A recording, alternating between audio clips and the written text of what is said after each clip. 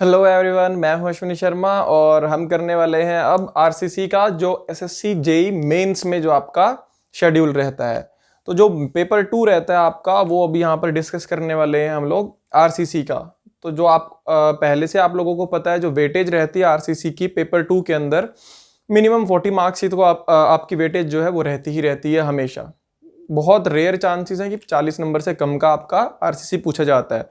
30 to 40 आपकी 30 से नीचे तो कभी गिरे नहीं है। ऑलमोस्ट 90% आपका 40 नंबर से कम कभी पूछा नहीं जाता, 40 से ज्यादा का ही पूछा जा सकता है।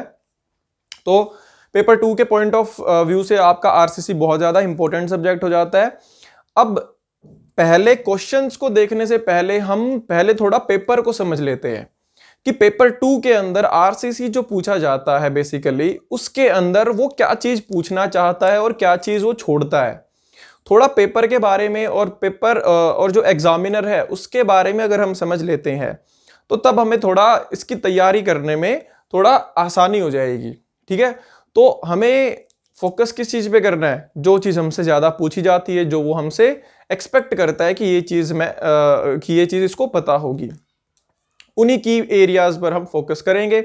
उनके क्वेश्चंस की बहुत सारी प्रैक्टिस करेंगे, खूब प्रैक्टिस करेंगे, ऐसे क्वेश्चंस करेंगे अच्छे अच्छे जो कि आपको आगे आने वाले एग्जाम्स जो हैं उनके अंदर कोई भी प्रॉब्लम ना आने दे। और जो अभी तक पूछे गए हैं क्वेश्चंस वो भी हम यहाँ पर ट्राई करेंगे ताकि हमें उनका लेवल भी पता चल सके और उसके एक लेवल आगे के क्वेश्चंस भी हम देखेंगे यहाँ पर। तो सबसे पहले हम यहाँ पर देखते हैं कि आरसीसी के अंदर जो की एरियाज हैं जहां से क्वेश्चंस पूछता है वो कौन कौन से हैं। तो पेपर 2 के अंदर आपका जो मेजर पोर्शन जो आपका पूछा जाता है वो आपका एलएसएम और डब्ल्यूएसएम मेथड्स के द्वारा बीम की जो डिजाइन है, सबसे ज्यादा क्वेश्चंस आपके इसी से पूछे जाते हैं, बीम से। अकेला बीम ही आप कह सकते हो एलएसएम डब्ल्यूएसएम से कि 80% वेटेज आपकी 80 to 85% वेटेज जो है वो अकेले बीम की ही है। अगर लास्ट प्रीवियस 10 क्वेश्चंस की अगर मैं बात करूँ, ये जो मैंने यहां पर आपको बताया है लास्ट 10 ईयर्स की आपकी एनालिसिस है पेपर 2 की। ठीक है, 2007 से लेके 2017-18 तक का एनालिसिस मैं यहां पर आपको बताऊंगा कि जो पैटर्न अभी फॉलो किया जा रहा है बेसिकली। तो जो बीम की अगर मैं बात करता हूं तो 80% आपकी वेटेज जो है वो पेपर के अंदर बीम की ही रहती है। तो बीम को तो हम बहुत अच्छे से देखने वाले हैं, बाकी भी हम देखेंगे कि बीम के अंदर भी क्या चीज ऐसी है जो कि वो पूछना चाहता है या ज्यादातर उस पर फोकस रखता है, ताकि हमें थोड़ा क्वेश्चंस करने से पहले एक माइंड मैपिंग हो जाए, एक स्ट्रेटजी, एक प्लानिंग के साथ अगर हम करेंगे तो बहुत ही हमारे लिए बेनिफिशियल रहेगा, इजी रहेगा। तो बीम के अंदर देखो यार, आपके क्वेश्चंस बीम को अलग से डिस्कस करेंगे, इससे पहले एक बार हम इनको देख लेते हैं कि और क्वेश्चंस और एरियाज कौन कौन से हैं। सपोज बीम को हम अलग से देखेंगे तो स्लैब जो है 4 क्वेश्चन आपके इससे पूछे गए हैं। लास्ट 10 ईयर्स की अगर मैं बात करता हूं, 4 क्वेश्चन स्लैब से पूछे गए हैं, तो स्लैब भी आपकी काफी इंपॉर्टेंट हो जाती है। शेयर से आपका एक क्वेश्चन पूछा गया है, तो इसको भी आप डिस्कस करोगे, इसको भी आप छोड़ नहीं सकते एक तरह से, क्योंकि ये आपका ऐसा टॉपिक है जो कि बीम से रिलेटेड ही है, ये दोबारा भी पूछा जा सकता है। कॉलम से 4 क्वेश्चन है, बहुत इंपॉर्टेंट है, कॉलम भी हम यहां पर करेंगे अच्छे से। फुटिंग से भी 2 क्वेश्चन पूछे जा चुके हैं आपके अभी तक। बॉन्ड में भी आपका एक क्वेश्चन आ चुका है जो कि थ्योरी का बनता है जनरली, और रिटेनिंग वॉल और वाटर टैंक, इन दोनों में से भी एक एक क्वेश्चन बना है। ये आपके बट बहुत पुराने क्वेश्चन है, 2001-2 के टाइम पर ही 2007-8 के टाइम पर ही पूछे गए हैं, उसके बाद ये नहीं पूछे जाएंगे। तो इन दोनों की इंपॉर्टेंस आपकी ज्यादा नहीं बचती, क्योंकि ये आपके स्कोप से बाहर ही अब आपसे नहीं पूछे जा सकते। इनकी वेटेज आप कह सकते हो कि इनकी इंपॉर्टेंस इतनी ज्यादा नहीं है, एक बार पूछ लिया दोबारा नहीं पूछेगा, बहुत कम प्रोबेबिलिटी है। तो मेन जो हमारा काम रहेगा, जहां पर फोकस रहेगा, वो कहां रहेगा? कॉलम, स्लैब और जो फुटिंग है। मेजर जो पोर्शन होगा ये इन तीनों से ही कवर कर रहा है, बीम के अलावा। इनके अंदर भी जब हम इनको डिस्कस करेंगे, सपोज मैं स्लैब की बात करता हूं, तो जब हम स्लैब को डिस्कस करेंगे, स्लैब के क्वेश्चंस को डिस्कस करेंगे, तो उससे पहले हम ये चीज डिस्कस करेंगे कि स्लैब के अंदर क्वेश्चंस आपके किस तरह के बन सकते हैं। क्या कोई थ्योरी का क्वेश्चन बन सकता है, क्या कोई न्यूमेरिकल जो है वो कितने टाइप से आपसे पूछ सकता है। तो ये बाइफर्केशन जो है हम ये इस टॉपिक को कवर करने से पहले कवर करेंगे, ये चीज देखेंगे हम वहां पर कि इनके ऊपर क्वेश्चन किस तरह से बन सकते हैं, किस तरह से पूछ सकता है और किस तरह से पूछे गए हैं। तो बेसिकली ये चीज हम यहाँ पर देख चुके हैं। अब बात करते हैं बीम की, क्योंकि सबसे पहला जो पोर्शन हम कवर करने वाले हैं, मेजर इंपॉर्टेंस जिसकी है वो है बीम। मैंने बताया अकेला 80% वेटेज इसी की रहती है। तो बीम के अंदर भी दो तरह के मतलब बीम बन सकते हैं। एक तरह से एक तो रेक्टेंगुलर बीम हो गया, एक आपका टी बीम हो गया। तो मेजर जो क्वेश्चंस आते हैं आपके रेक्टेंगुलर बीम से ही आते हैं। तो रेक्टेंगुलर बीम से भी आपके क्वेश्चन जो है वो किस टाइप से बन सकते हैं, 3 तरह से क्वेश्चंस पूछ सकता है वो। एक तो आपको थ्योरी के रूप में क्वेश्चंस पूछ सकता है, एलएसएम डब्ल्यूएसएम को ही वो पूछ सकता है। बेसिकली जो थ्योरी आती है एलएसएम डब्ल्यूएसएम के बेसिस पे इनके डिफरेंसेस पूछ सकता है आपसे, अंडर रीइंफोर्स सेक्शन क्या होता है, ओवर रीइंफोर्स क्या होता है, इस तरह की थ्योरी के क्वेश्चंस भी आपसे पूछ सकता है। इसके बाद दो टाइप के क्वेश्चंस बनते हैं, एक तो साइज दिया हो बीम का आपको, या फिर एक साइज नहीं दिया हो। तो इस तरह के क्वेश्चंस आपके बन सकते हैं। टी बीम में भी आपके 2 तरह के मैंने यहाँ पे मेजरली बताया कि एक तो साइज दिया हो, एक साइज नहीं दिया हो। मुझे कैलकुलेट करना होगा बेसिकली अगर साइज दिया है तो कुछ भी आपसे दूसरा पैरामीटर जो है वो कैलकुलेट करवाने को बोल सकता है।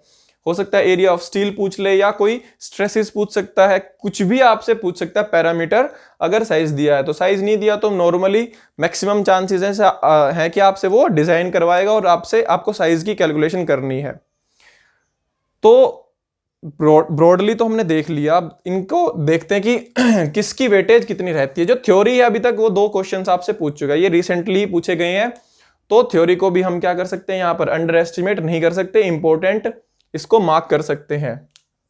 ठीक है, तो थ्योरी भी आपके लिए यहां पर बीम्स में इंपॉर्टेंट रहेगी। साइज गिवन जो है आपके क्वेश्चंस, वो आपके 7 से 8 क्वेश्चन जो है, ये देखिए आप यहां पर 7 से 8 क्वेश्चन ऐसे पूछे गए हैं जिसके अंदर साइज आपको गिवन है, ऑलरेडी साइज गिवन है, बट आपको दूसरे पैरामीटर्स कैलकुलेट करने होंगे। तो ये आपका एक इंपॉर्टेंट जो है एरिया हो गया बीम्स के अंदर डिस्कस करने का। इसी के अंदर ये मैंने 7 से 8 क्वेश्चन इसीलिए लिखे हैं क्योंकि एक क्वेश्चन ऐसा है जो कि आपका शेयर को भी कैलकुलेट करवाता है, वो मैंने शेयर में यहाँ पर इंक्लूड किया है। ठीक है, और मैंने इसीलिए बोला है कि शेयर भी हम आगे वो दोबारा पूछ सकता है क्योंकि वो बीम से ही रिलेटेड है, तो उसको भी हम देखेंगे, यहाँ पर शेयर के ऊपर भी क्वेश्चंस करेंगे। तो ये 7 से 8 क्वेश्चंस उसी को मिलाकर ही है। 8 क्वेश्चंस अगर मैं करता हूं तो शेयर का हट जाएगा, वहां से 7 करूंगा तो शेयर वहां पर अलग हो जाएगा। तो इसलिए मैंने यहां पर ये किया। साइज अगर नहीं दिया हुआ तब आपसे 3 क्वेश्चंस पूछे हुए हैं कि साइज कैलकुलेट करवाया है बेसिकली। टी बीम की अगर बात करूं तो साइज गिवन ही होगा आपको हमेशा, जो कि 2 क्वेश्चन पूछे हुए हैं। साइज नॉट गिवन के क्वेश्चंस आपसे नहीं पूछे हुए अभी तक। ठीक है, तो हो सकता है कि आपसे साइज नॉट गिवन का क्वेश्चन भी आ सकता है। ठीक है, क्योंकि ये आपका ऐसा पोर्शन है यार, ये जो पोर्शन है ये ऐसा पोर्शन है जो कि आपसे बार बार पूछा जाएगा। इसमें वेरिएशन बहुत कम हो सकती है, जितनी वेरिएशन हो सकती है वो मैंने आपको यहां पे बताई है कि बीम के अंदर भी। और एक और यहां पर अगर इसके अंदर भी अगर मैं बात करूं तो एक क्वेश्चन आपसे पूछा हुआ है वेरिएबल डेप्थ का भी पूछा हुआ है। मतलब आपको बीम दिया हुआ है जिसकी वेरिंग डेप्थ होगी, डेप्थ जो है वो वेरी करती है, तो वो भी हम देखेंगे। जो आपसे अलग अलग जितनी भी वैरायटी के क्वेश्चंस आपसे बनेंगे पूछ सकता है ये, तो वो हम यहाँ पर कोशिश करेंगे कि पूरी कवर करें। यहाँ पर कोई भी क्वेश्चन आपसे ऐसा ना हो जो कि आप अटेम्प्ट ना कर पाए। इनफैक्ट ईएस के भी आप अटेम्प्ट कर लोगे सारे क्वेश्चंस, तो एक लेवल आगे लेके चलेंगे इनको।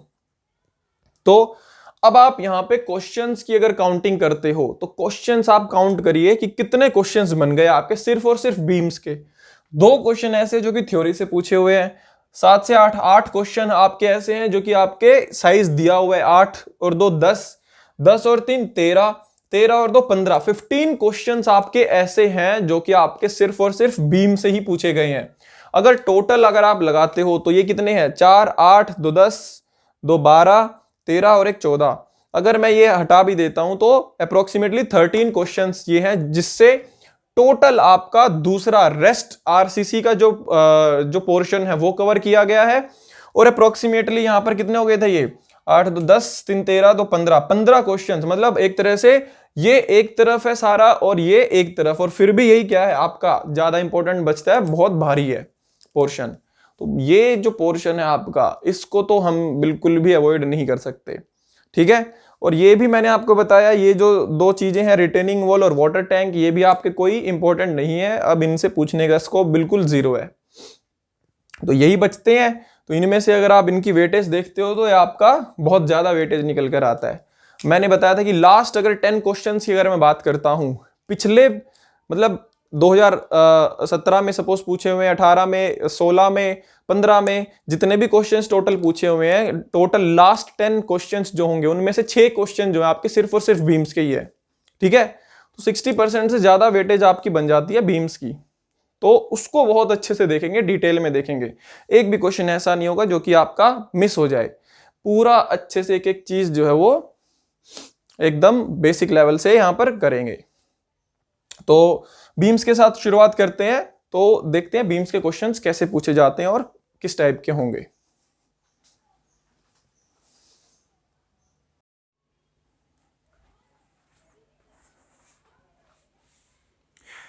तो फर्स्ट क्वेश्चन देखते हैं बीम्स का जो हमारा पूछा गया है एसएससी जेई में।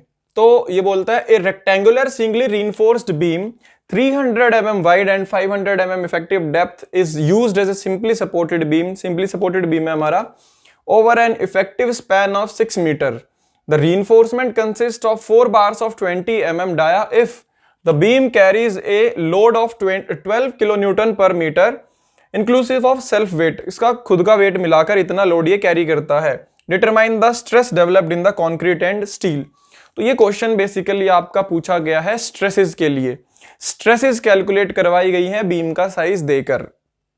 बीम का साइज पता है, कैलकुलेट क्या करना है, स्ट्रेसेस। तो स्ट्रेसेस कैलकुलेट करने के लिए आपको रिलेशंस पता होने चाहिए सारे के सारे। CATA और CATA के बारे में मैंने क्यों बोला, मैंने सिग्मा STF FC के क्यों नहीं बोला, यहां से आपको हिंट मिली हुई है, आपको M की वैल्यू दी हुई है 19। मॉड्यूलर रेशो जो है आपको यहां पर वैल्यू दी हुई है, तो मॉड्यूलर रेशो हम वर्किंग स्ट्रेस मेथड में ही यूज करते हैं, तो इसीलिए मुझे ये उसी मेथड से सॉल्व करना होगा। ये चीज क्लियर सबको। तो अब स्टेप बाय स्टेप इसको चेक करते हैं कि क्या मुझे प्रोसीजर फॉलो करना चाहिए इसको सॉल्व करने के लिए। तो जब मैं इसको सॉल्व करूंगा, सबसे पहले मुझे क्या करना है, जैसे आपको एग्जाम के अंदर लिखना है बिल्कुल as it is, step by step मैं यहां पर लिखता चलूंगा। सबसे पहले तो जो आपको वैल्यूज दी हुई हैं वो लिख लीजिए आप यहां पर। तो बीम का जो साइज है वो दिया हुआ है आपको, विड्थ कितनी दी हुई है 300 mm और डेप्थ दी हुई है आपको 500 mm। इफेक्टिव डेप्थ है ये आपको मेंशन्ड है 500 इफेक्टिव डेप्थ। इसके बाद और आपको क्या दिया हुआ है, स्पैन दिया हुआ है 6 मीटर, मतलब L दिया हुआ है आपको 6 metre. The reinforcement consist of 4 bars of 20 mm dia. तो area of steel tension side पे, क्योंकि सिंगली रीइंफोर्स्ड है इसीलिए एक ही साइड का होगा, तो कितना आ जाएगा 4 × π/4 ऑफ 20 mm का स्क्वायर। तो ये लिखते हैं कैलकुलेट करके कितना आता है, इससे पहले और वैल्यूज लिख लेते हैं। लोड दिया हुआ है आपको 12 किलो न्यूटन पर मीटर, सेल्फ वेट मिलाकर है। डिटरमाइन द स्ट्रेसेस और M की वैल्यू दी हुई है 19। M की वैल्यू है 19। तो ये सभी पैरामीटर्स जो है आपको गिवन है। एरिया ऑफ स्टील जो है वो कैलकुलेट कर लो आप, 4 तो कट ही जाएगा, तो बचा पाई इंटू 20 स्क्वायर, ये आ गया 1256.6 mm square area of steel. ये आपको वैल्यू सारी आपको यहां पे पता चल गई है। अब आपको क्या करना है, स्ट्रेसेस कैलकुलेट करनी है। स्ट्रेसेस कैलकुलेट करने के लिए आपको क्या चाहिए होगा, XA की वैल्यू पता होनी चाहिए आपको, या फिर सपोज आपको कोई भी आइडिया नहीं है कि मुझे कहां से शुरुआत करनी है, तो आप इन सभी वैल्यूज को क्या करो, डायग्राम के थ्रू रिप्रेजेंट कर लो। आपको अगर डायग्राम के थ्रू रिप्रेजेंट कर लोगे इन सभी वैल्यूज को, तो हिंट मिल जाएगा कि शुरुआत कहां से करनी है क्वेश्चन की। सपोज मैं यहां पर ड्रॉ कर देता हूं इसका डायग्राम, तो इसका डायग्राम जो होगा वो कुछ ऐसा होगा। हमारा जो बीम हमें दिया हुआ है उसका साइज है 300/500, तो 300 इधर और 500 जो है, और कितने स्टील के बार्स हैं, 4, 2, 3, 4।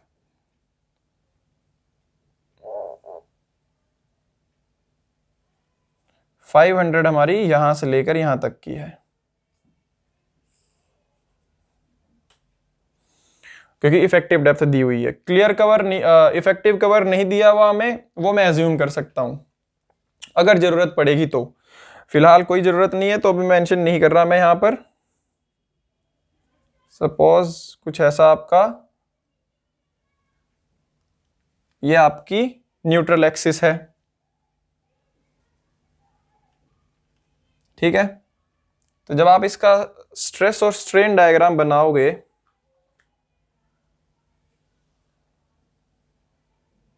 तो वो आपको कुछ इस तरह से नजर आएगा। देखो, अगर आप, ये टाइम वेस्ट नहीं होगा आपका, क्योंकि एंड में भी आपको ये चीज शो करनी पड़ेगी, इसीलिए आप अगर पहले ही ये चीजें दिखा देते हो, ये बना लेते हो, तो टाइम भी यूटिलाइज हो जाएगा और आपको थोड़ा आइडिया भी लग जाएगा कि कहां से शुरुआत करनी है, मुझे किस वैल्यू की जरूरत होगी, ठीक है। फिलहाल वैल्यूज नहीं पता होंगे, मैं वैल्यूज नहीं लिखेंगे, पैरामीटर सिंबल्स की फॉर्म में यहां पर रिप्रेजेंट करेंगे हम। ये जो है आपका, ये क्या होगा, XA, WSM में XA से रिप्रेजेंट करते हैं, और ये क्या होगा आपका यहां पर, सिग्मा। सिग्मा है या नहीं है, सिग्मा CBC है या नहीं है वो नहीं पता मुझे अभी, इसको CA रिप्रेजेंट करते हैं। और ये क्या होता है आपका TA/M, और ये जो यहां से आपको फोर्स मिलेगा, एक C फोर्स जो होगा, एक ये आपका C फोर्स होगा, और यहां पर आपको T फोर्स मिलेगा, ठीक है, जो कि क्या होता है TA/AST। तो उसकी वैल्यू अभी लिखने की जरूरत नहीं है फिलहाल। ये डिस्टेंस कितना होता है आपका, देखो ये सारी वैल्यूज इसीलिए लिख रहे हैं क्योंकि अभी हमें जरूरत पड़ेगी इनकी, ट्रायंगल रूल से ही कैलकुलेट करते हैं जनरली। तो D-XA, और जो हमारा लीवर आर्म आता है, जो वैल्यूज हमें पता है एटलीस्ट वो तो लिखें। अगर क्वेश्चन नहीं भी आता किसी को और ये चीजें आती हैं तो आप ये चीजें ड्रॉ करिए, सारी वैल्यूज मेंशन करिए, आपको मार्क्स मिल जाएंगे यहां पर। D-, ये क्या रहेगा आपका यहां पर, ये XA/3। तो ये सभी वैल्यूज आपको यहां पे पता थी। अब आपको क्या निकालना है, CA और TA, ये वैल्यूज निकालनी है, स्ट्रेस इन कंक्रीट और स्ट्रेस इन स्टील, ये दोनों वैल्यूज आपको निकालनी है। अब दोनों वैल्यूज निकालोगे तो आप सपोज कौन कौन से रिलेशंस हैं आपके पास इनको निकालने के लिए, पहले उन पर जाते हैं। अब सबसे पहले आपके पास क्या रिलेशन बनता है, ट्रायंगल रूल से ही देख लो कि क्या पता ट्रायंगल रूल से ही हमारा सॉल्व हो जाए ये। CA/ ये क्या हो जाएगा, XA, CA/XA equals to TA/M upon D-XA। तो अब देखो यार, हमें रिलेशन यहां से ये मिल रहा है, इस रिलेशन के अंदर अगर मैं चेक करता हूं तो मुझे CA और TA ये दो तो निकाल रही हैं, XA की वैल्यू भी मुझे यहां पर नहीं पता, तो XA भी नहीं पता, ये तो आपका क्या हो गया, वेरिएबल्स ही वेरिएबल्स है इसके अंदर, मुझे किसी चीज की यहां पर वैल्यू नहीं पता। XA भी निकालना होगा, M पता है मुझे सिर्फ और D पता है, तो XA सबसे पहले निकाल लेते हैं, उसके बाद फिर हम क्या करें, सपोज यहां पर पुट कर लेते हैं, ठीक है। उसके बाद मैं एक चीज से CA और TA की वैल्यू को कंपेयर कर सकता हूं, बेसिकली कैसे करूंगा वो मैं यहां पर देखता हूं, ठीक है। मतलब अगर मुझे XA की वैल्यू पता चल जाए और CA और TA में से कोई एक पता चल जाए तो दूसरी मैं इस फॉर्मूले से निकाल सकता हूं। अगर मैं न्यूट्रल एक्सिस की वैल्यू निकाल लेता हूं यहां से, और जो हमें यहां पर लोड दिया हुआ है उसके कोरेस्पॉन्डिंग बेंडिंग मोमेंट निकालता हूं, और इसका मोमेंट ऑफ रेजिस्टेंस निकाल लूं, मैक्सिमम जो हमारी कैपेसिटी है इसकी, वही आपकी इसको रेजिस्ट करने में लग रही होगी, उतनी कैपेसिटी के हिसाब से कितनी स्ट्रेसेस जनरेट हो रही होंगी वो हम बेंडिंग मोमेंट के फॉर्मूले से निकाल सकते हैं। कैसे, ये देखते हैं यहां पर। सबसे पहले तो हमारा क्या होगा, स्टेप 1 तो हमारा क्या हो जाएगा यहां पर, कैलकुलेट न्यूट्रल एक्सिस डेप्थ, कौन सी होगी वो, एक्स ए। तो WSM के अंदर हम न्यूट्रल एक्सिस की डेप्थ कैसे करते हैं, equating moment of area, equating moment of area. तो मोमेंट ऑफ एरिया इक्वेट करो, कंक्रीट की साइड का जब आप मोमेंट ऑफ एरिया इक्वेट करते हो तो क्या आता है यहां से, B into x a square by 2 equals to M into AST into D minus XA, यही आता है। अब यहां पे M की वैल्यू पता है हमें, B की वैल्यू पता है, D पता है, सिर्फ एक वैल्यू क्या नहीं पता, XA।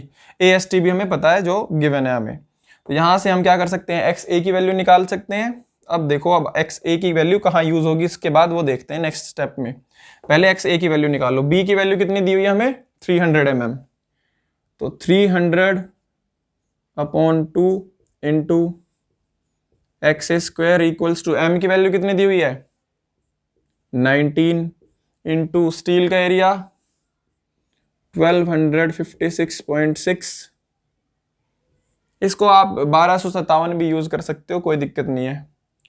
स्मॉल डी हमारा है 500, 500 माइनस एक्स ए। तो इसको आप सॉल्व करिए। ये तो हो गया आपका 150 x a square equals to, ये कितना आ रहा है, 19 इंटू 1256.6 23875.4। एक्स ए के साथ तो ये एज इट इज ही यूज होगा, तो यहां तो इसको एज इट इज लिख लेते हैं, माइनस 23875.4 इंटू 500 करें 1193,7700। तो ये इधर एक्स ए भी आ जाएगा आपका, एक्स ए। तो ये आपकी इक्वेशन बन गई है। एक साइड ले जाओ इसको, थोड़ा इक्वेशन आपकी लगनी भी चाहिए, plus 23875.4 x a minus 1193,7700 equal to 0। तो इसको आप क्या करो, अब सॉल्व करो। ए की वैल्यू हो गई 150, 23875.4, बी की वैल्यू, सी की वैल्यू है माइनस 1193,7700। तो यहां से आपकी एक्स ए की वैल्यू आती है 213, sorry 213.5 mm।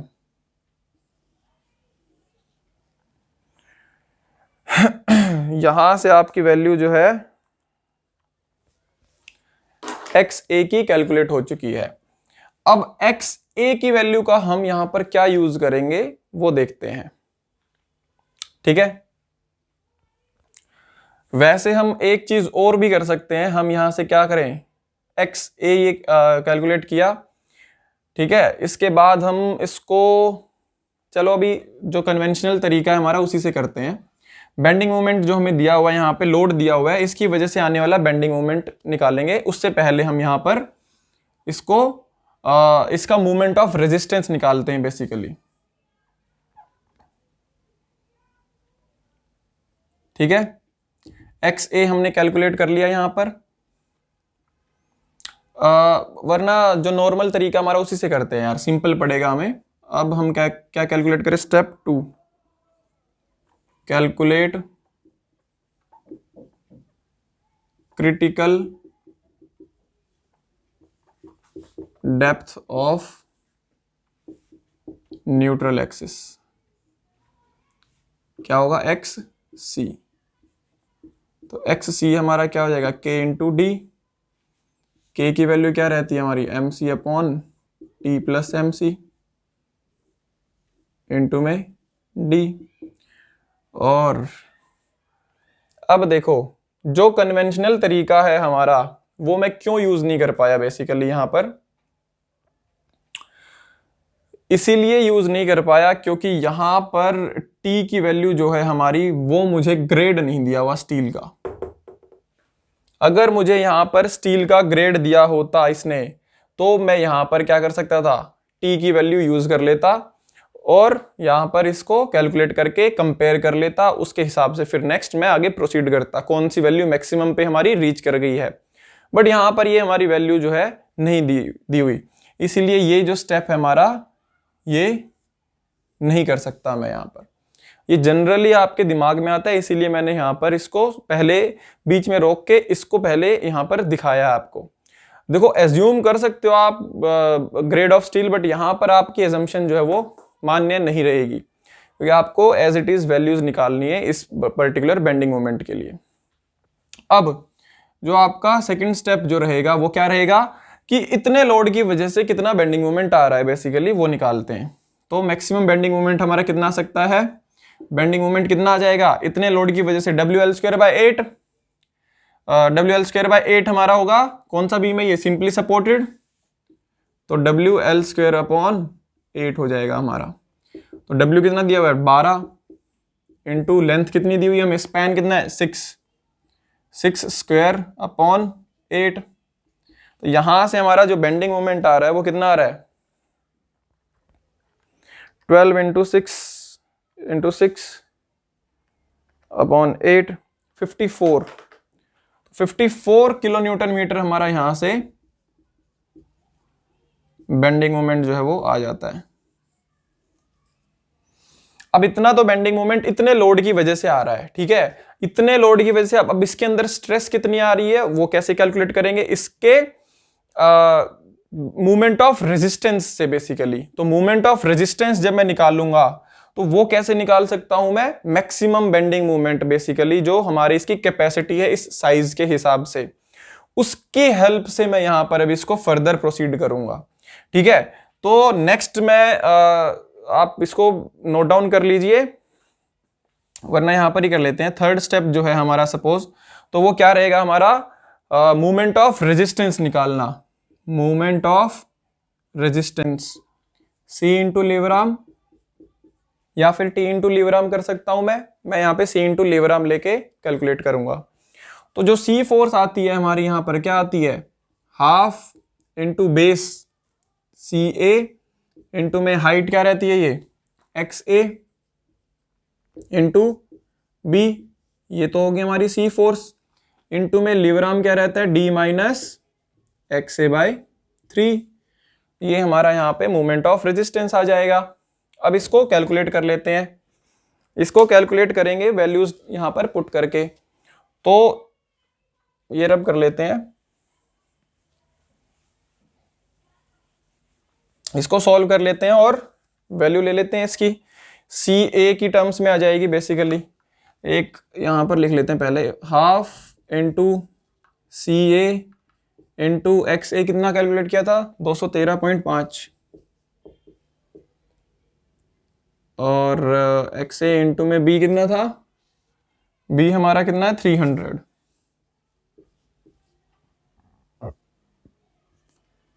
Into 500 minus 213.5 divide by 3।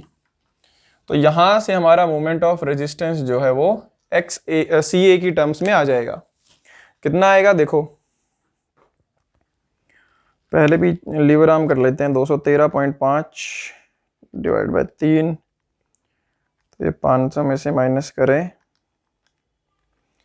428.83 into 300 into 213.5 divide by 2, तो ये आ रहा है हमारा 1387.5 CA। तो नेक्स्ट जो स्टेप रहेगा हमारा वो क्या रहेगा, मूवमेंट ऑफ रेजिस्टेंस को बेंडिंग मोमेंट के इक्वेट कर दूं।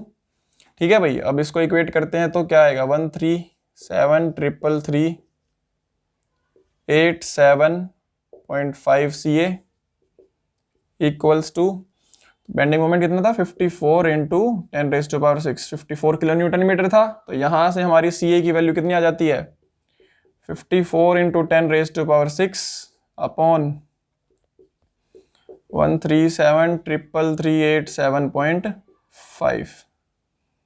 तो ये आ जाएगी हमारी 54 इंटू 10⁻⁶ अपॉन 1373338.7.5 3.93 न्यूटन पर mm²। इतनी स्ट्रेस आपकी आती है अगर मैं इतना बेंडिंग मोमेंट लगाता हूं कंक्रीट के अंदर।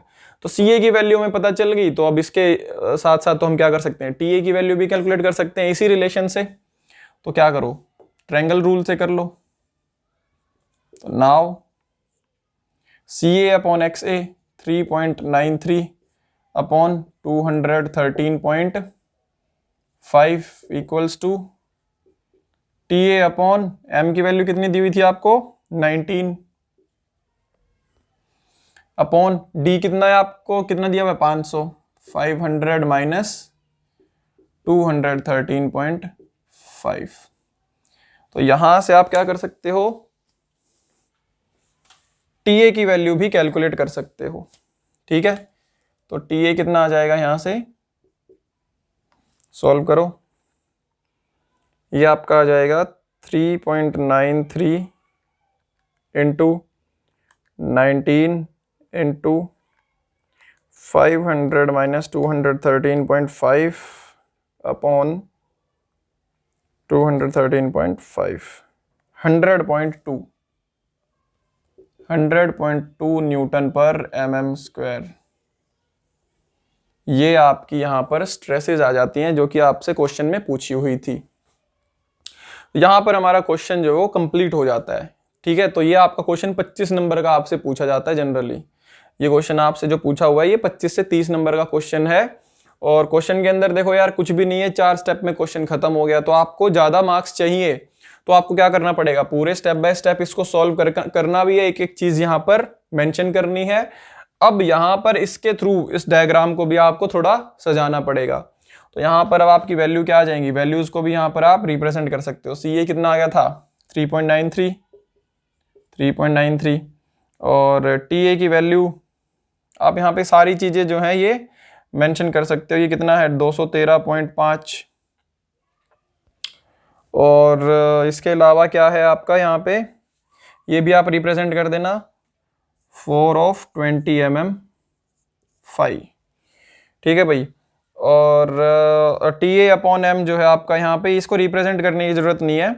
तो अगर टाइम है आपके पास तो कर सकते हो। CA तो आपका अकेला था इसलिए कर दिया, अगर टाइम है तो TA अपॉन M की वैल्यू भी आप कैलकुलेट करके यहाँ पे लिख सकते हो, सारी वैल्यूज यहाँ पर शो कर सकते हो। अदरवाइज क्वेश्चन आपका यहाँ पे कंप्लीट हो जाता है। जितना ज़्यादा अच्छे से इसको रिप्रेजेंट करोगे उतने ज़्यादा आपको मार्क्स मिलते हैं। तो इसके बाद देखते हैं नेक्स्ट क्वेश्चन।